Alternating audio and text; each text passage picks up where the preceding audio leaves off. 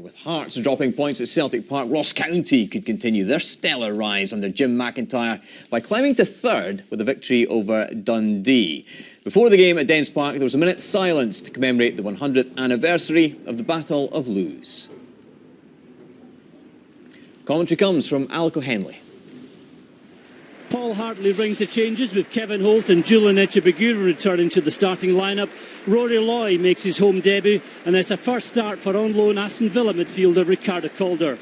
Jim McIntyre shuffles his pack following their midweek demolition of Falkirk. Captain Andrew Davies returns from injury. Marcus Fraser, Martin Woods and Michael Gardyne all restored to the starting 11. Stewart past Andrew Davies, taken down on the edge of the area. And that's a yellow card early in the match for the Ross County captain. Ricardo Calder cutting in on the left. Back off Jackson Irvine. Shout for a penalty, but Irvine charging forward for Ross County. Support from Brian Gray on one side. Liam Boyce on the left. Boyce past Paul McGinn and rifles it into the bottom corner.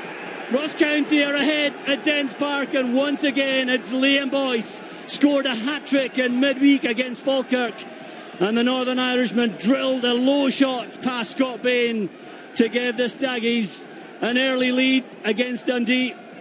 His 10th goal of the season, one behind his total for last season. A setback for Dundee. Echeverria with time in his own half. Long ball forward, picks out Stewart. He's away from Jamie Record. Cuts in again, past DeVita, and rifles a low shot past Scott Fox. Dundee are level within a minute. And once again is the talisman Greg Stewart cutting in from the right and drilling a low shot past Scott Fox.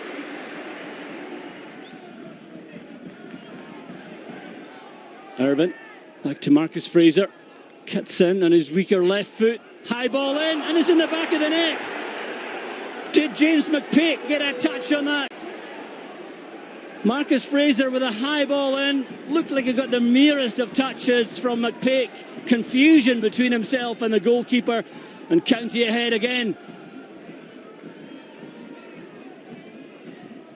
Chibagurin with another high ball forward, returned by Davis. Calder, then to Hemmings. Thompson's a good ball forward for Rory Loy. Drills his shot wide, but the flag was up against him. In any case, Gordon Crawford, the assistant, with his flag up against Loy. Back in the starting lineup for the first time since the middle of August. McPake wins the high ball. It's returned. Boyce with a touch on. Cleared only as far as Jackson Irvine, who's been a driving presence in the Ross County midfield. High ball to the back. Gardyne with a header. It's in. Ross County are 3-1 ahead. Fantastic header by Gardyne, one of the smallest players on the park. But he climbs above Echeverria here and guides the ball into the far corner. Brilliant play from Irvine again. And Gardyne guides it home. Kevin Holt, Calder and Thompson. Thompson brought down. It's a free kick for Dundee. He's in a hurry to get on with this. Jim McIntyre looking on nonchalantly. Stewart with a free kick across the 6-yard box. McPake goes to ground, and Craig Thompson is given a penalty and a second yellow card for Davis, which becomes a red card. Ross County captain has been sent off. A judge to have pulled McPake to the ground there. And Ross County down to 10. And Rory Loy with a penalty, and he slots it low past Scott Fox. Rory Loy giving Dundee hope. Expertly taken penalty kick. Paul McGinn bringing the ball out from the back. Driving forward. Good run by McGinn. Finds Loy, and he's on target again. Dundee have levelled this. Rory Loy with his second of the match. Good assist from McGinn, and Loy had one look and drove it low past Fox. Second goal of the game for Rory Loy. Stewart goes to ground. Was that inside the box? Dundee fans looking for the penalty. Greg Stewart can't believe it. Marcus Fraser catching him. Was it right on the edge? Harkins. Blocked by Boyd. Breaks to Kevin Holt. What a save from Scott Fox. Dundee almost snatching it at the end, but Fox standing firm. We got a goal down. I mean, we played some good stuff. We started the game really well. We get back into it, and then we're 3-1 down at half time through poor defending. But what we say to the players at half time, we wanted a reaction to that, and they certainly gave me that. I thought we could have won the game in the end. The sending off changes the game, there's no doubt about that. Andrew Davies has had 2 challenges in the match. The first one's a definite booking, I've not got no complaints about that, but the second one's very soft, having looked at it again. But I think McPake is down, looking for it rather than it being pulled to the ground for sure. So that was really disappointing.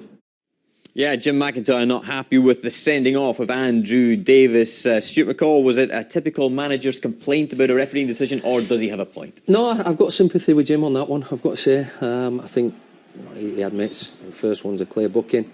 See the reaction of Andrew Davies. Clear booking.